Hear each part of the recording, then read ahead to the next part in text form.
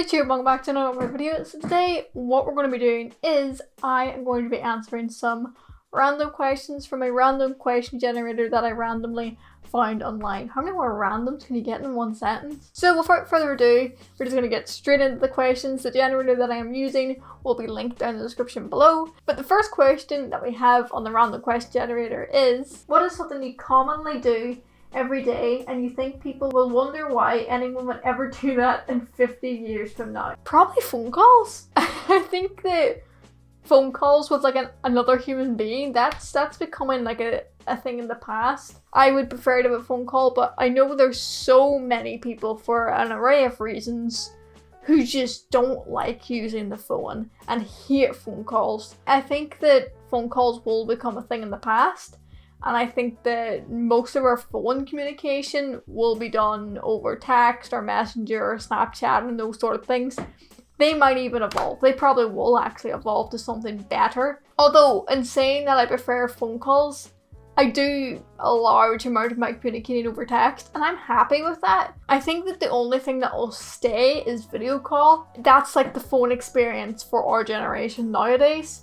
So I think that in 50 years time, like, phone calls will be extinct, but video call and messaging apps will probably still be a thing. But you never know, we might have like kind of weird new technology in 50 years time, and I'll just be sitting in my little rocking chair being like, I remember the days when we had to phone without seeing the person, and then they're going to be like, you're too old, take your medicine.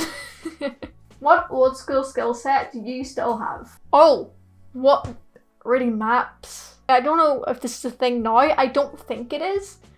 But before sat navs, if you didn't know where you were, you would pull up into like a local shop and you would come out with a book full of road maps. And to get to where you need to go, you would have to read that map and figure out your journey from there. It's an old skill that I learned in secondary school, and it's one that I still have actually been frequently asked to use. I remember we were in Venice. If you've ever been to Venice, you'll know that there's like, it's really weird. Their phone service is diabolical and nobody's 4G was working, and every street in Venice looks the same. It's either water or a straight line.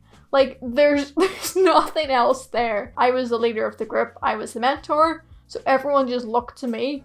And luckily my phone had automatically downloaded like the Google Maps off the area, but it wasn't obviously like pinpoint accurate. So I was able to like zoom out and get the map to where we needed to go, because I knew how to read a map from reading paper maps and stuff at school. People will say, oh, you don't really need to use it anymore, but in a pinch, I can read a map, which is weird, because I'm really badly dyslexic, but somehow I find maps really easy to read. What is your definition of success? Has it changed over time? Yeah, I would say that my definition of success has definitely changed in even the most recent of months. I think with the pandemic and stuff, it really made everyone kind of think, well, what is important in life?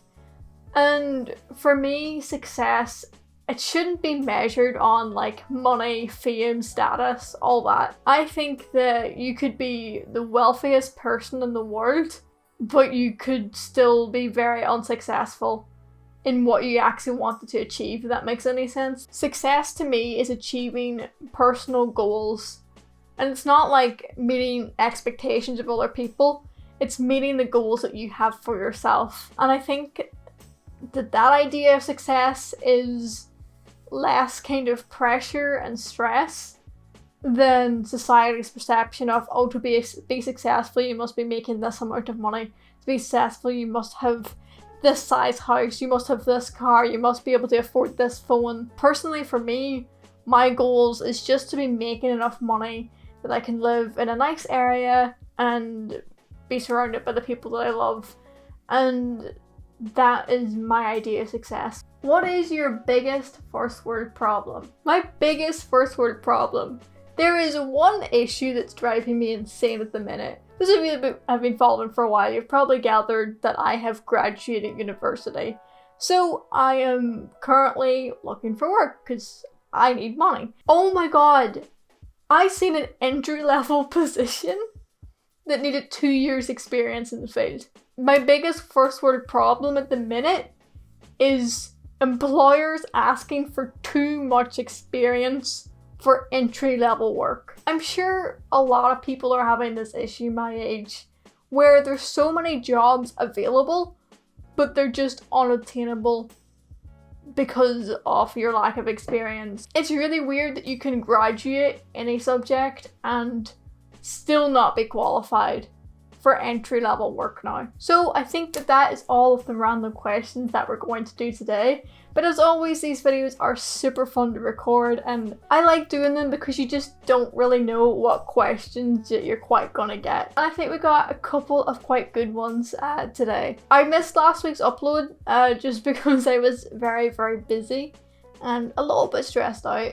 So I'm gonna try and keep up with this channel a little bit more, and I'm writing a video at the minute, which I'm really excited to get out there. So that's why this week's upload is quite short, and why I'm starting to kind of miss uploads here and there. And that probably will happen just as I get stuff sorted and ironed out and everything. I have to be an adult now, and it's scary. Thank you guys so much for watching this video. If you did enjoy it, please a big thumbs up, and also subscribe to love, and hopefully I will see you guys in the next video.